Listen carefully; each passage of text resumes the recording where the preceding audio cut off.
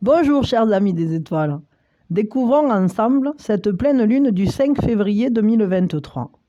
Son influence va s'étendre sur une période de 15 jours jusqu'à la prochaine nouvelle lune du 20 février. Que nous réserve-t-elle? Ici, nous sommes dans des énergies de purification et de renaissance. Le 2 février, nous célébrons la Chandeleur, commémoration de la purification et de la présentation de Jésus au Temple, 40 jours après Noël.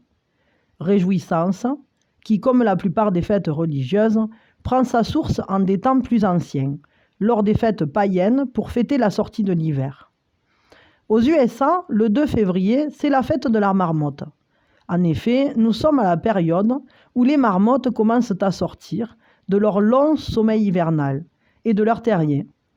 Les Celtes fêtaient Imbolc et la déesse Birgit le 1er février. Les paysans portaient des flambeaux et parcouraient les champs en procession pour fêter la fin de l'hiver et purifier la terre avant les semailles. Au-delà de ces énergies saisonnières, qui ont toute leur importance puisque confluence des énergies de notre système solaire et de notre univers qui nous impactent, notre pleine lune est dévouée à Lilith en Lion, dont elle a absorbé les énergies par son récent transit. Une pleine lune donc aux énergies félines, léonines, royales, sans concession. Cette pleine lune nous demande droiture, loyauté. Un alignement entre pensée, parole et action. Le soleil qui la conscientise, car maître du lion, nous veut lumière et ne nous permet plus de marcher, de vivre à côté de nos bottes. Le soleil maître du lion est volonté, autorité. Le lion veut. Et il est des états que nous ne voulons plus. Si par paresse ou pour être aimé, nous avions pris l'habitude de mentir un peu, de manipuler un peu, de louvoyer un peu, de fermer les yeux sur des situations où sévissait le manque de respect de nous-mêmes, cet état inconscient décline désormais. Nous voudrons plus de clarté dans nos vies. Je ferai référence ici au chaman Don Miguel Ruiz et sa communication intérieure. Retrouver nos liens internes, notre harmonie. Que tout en nous fasse lien, soit cohérent. Cohérence qui permet la compréhension. Condition sine qua non pour pouvoir accepter notre réalité et ainsi aller de l'avant. Dans l'évangile apocryphe de Thomas, Jésus dit « Celui qui connaît tout, quand il ne se connaît pas lui-même, est privé de tout. » Hors de toute religion, c'est de sagesse et d'une loi universelle qu'il s'agit ici. De la maison 12, domaine de l'inconscient, où elle se situe, la lune noire en lion est un moteur puissant de transformation qui est sa raison profonde. Ici, certes masquée, mais cependant bien active. C'est dans le signe du lion aussi qu'a lieu notre pleine lune. Elle nous accorde de rayonner le soleil, la vie, la générosité, l'intelligence. Son attribut principal est d'enseigner. Nous voulons enseigner aux autres ce que nous désirons nous enseigner à nous-mêmes. Connaissance et amour sont ses devises et seront donc aussi les nôtres. Apprendre, enseigner, expérimenter, créer, aider. Plus vrai, plus gai, plus rayonnant, plus vivant. Voilà notre vision et notre état d'esprit à cette pleine lune. Et surtout, avec le soleil, maître du lion, un regard centré, tourné sur nous-mêmes. Ici, ni égoïsme, ni égocentrisme, juste nous connaître, ressentir, réfléchir par nous-mêmes. Nous sommes tous si différents, et quel merveilleux cadeau à offrir aux autres, au monde, que cette abondante richesse de vie, de cœur. Notre pleine lune a lieu en maison 12. Il y a une notion d'étape, une attente. À cette demi-lunaison, c'est un échelon qui se grimpe en secret pour pouvoir continuer à aller vers nos projets, nos buts, vers nous-mêmes. Cette notion de secret, associée à la maison 12, est de plus appuyée par la conjonction Mercure-Pluton. Pluton, maître des mondes souterrains, planète du non-dit par excellence. Il y a bien une attente secrète, quelque chose que nous ne révélons pas au grand jour et qui avance, évolue, se développe en sous-main. La conjonction Mercure-Pluton sera exacte le 10 février. Ce jour-là, un secret peut nous être révélé. Nous pouvons avoir une communication cachée ou traitant de sujets occultes. En maison 5, ce peut être au sujet d'un amour, d'un enfant, d'un enseignement, d'une création, d'une entreprise, d'une naissance, etc. L'événement peut aussi advenir à un autre moment de cette demi-lunaison, pour peu que la Lune aspecte cette conjonction. Mais avant tout, nous sommes dans une période de purification pour permettre une fertilité future. Pluton en est l'archétype. De la même manière que la marmotte, à la fin de son hibernation, nettoie son terrier de toutes ses déjections avant de préparer le nid de ses petits, nous retirons de nos vies ce qui encombre, entrave nos énergies, nos corps, nos maisons, nos existences. Pluton est conjoint au vertex et à la part de conscience. Le vertex est une porte. Il peut être question d'une rencontre. Bien d'autres thèmes afférents à Pluton peuvent être concernés, comme le pouvoir, l'argent, la mort, au travers de la destruction, des transformations, la sexualité. Ici, suivant son thème de naissance, chacun reconnaîtra les siens. Mars et Uranus encadrent le monde du ciel. Mars, à 11 degrés des Gémeaux, demande de laisser les fantômes du passé derrière soi. Des situations, des lieux, des personnes qui nous enferment, nous enchaînent et qui font que le passé se rejoue sempiternellement via notre émotionnel. Nous pourrions reprendre ici la citation d'Einstein : « La folie, c'est de faire toujours la même chose et de s'attendre à un résultat différent. » Ici, nous nous demandons d'avoir le courage de sortir de notre zone connue. Cesser de ressasser, de rejouer, poser notre chaîne et son boulet. Il faut voir les choses différemment, changer d'angle de vue, élever notre plan vibratoire. En bref, positiver. Le monde du ciel à 28 degrés du Taureau est sur une image de nouvelles dimensions de la réalité. Réaliser d'autres perspectives. Admétos, fidèle ami d'Ulysse, qui y est conjoint, sur un symbole d'ouverture à une dimension supérieure, laisse présager un soutien, une aide, via une communication intuitive avec l'univers. Il y a une notion de fulgurance, de rapidité. Une idée lumineuse, un événement surprenant, inattendu, peuvent advenir. D'autant qu'Uranus, nous l'avons dit plus haut, encadre lui aussi ce monde du ciel et forme un carré à notre pleine lune. Et Uranus est électricité, foudre et surtout prise de conscience envoyée par notre soi divin. En résumé, une libération se prépare. Un palier est à franchir, mais notre but, quel que soit son domaine de réalisation, nous motive.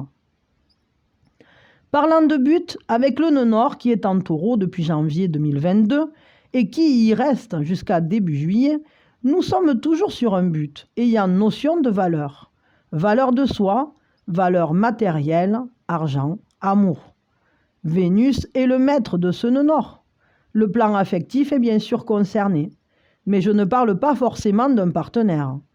À travers l'amour donné, reçu, nous sommes reconnus, nous nous reconnaissons, nous retrouvons notre vraie valeur. Avec ce nœud nord et son maître Vénus, la question est: que faisons-nous de notre énergie ? Comment la matérialisons-nous afin de pouvoir nous reconnaître à travers elle ? Avec Vénus, le critère premier pour savoir si nous sommes sur notre bonne voie est la joie. Sommes-nous heureux dans ce que nous accomplissons ? Y prenons-nous plaisir ? La question est d'importance, car une énergie, pas ou mal utilisée, se retourne contre nous. L'image du degré de Vénus est: dans la vitrine d'un musée, une épée ancienne est exposée, émoussée par des assauts réitérés. Quelque chose qui avait échoué se rejoue. Nous retentons, réessayons. Vénus forme un grand trigone avec le nœud sud et Pallas Athéna.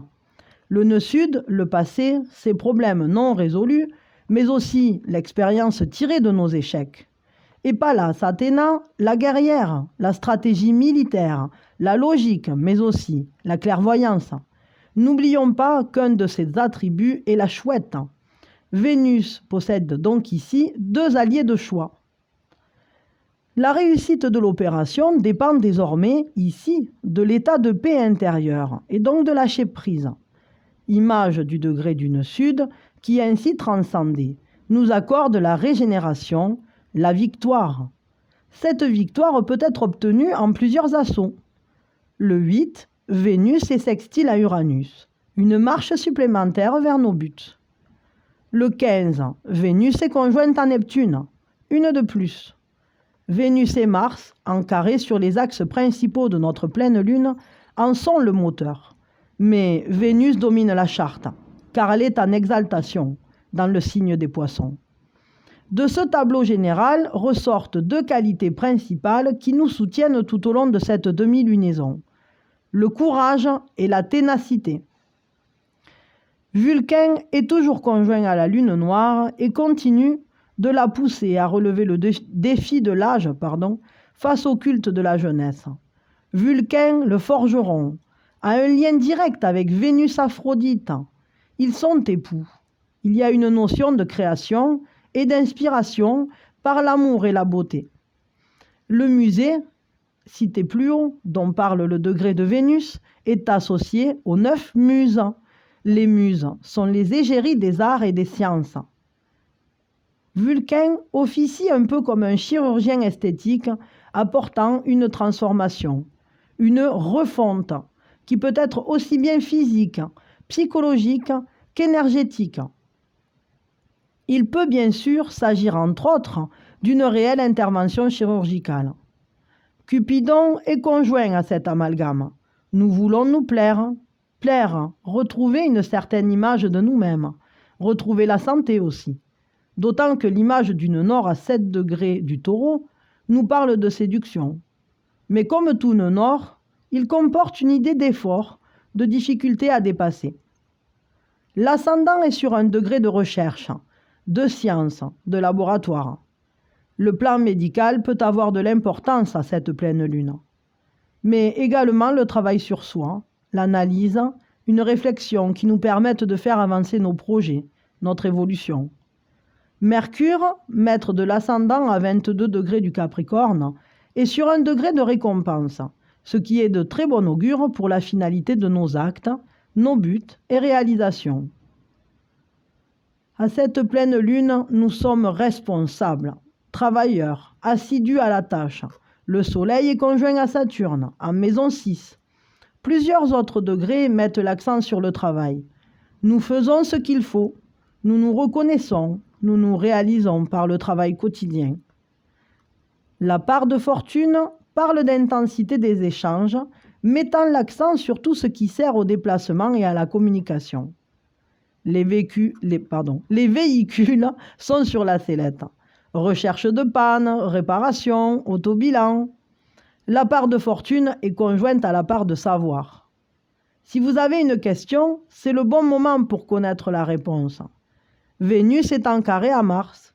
En dehors du fait que c'est l'aspect type de l'attraction magnétique entre 2 personnes qui se plaisent physiquement, c'est aussi un moteur pour la signature de contrats. Achat, vente se concrétisent en sous-main. N'oublions pas que la pleine lune est en maison 12.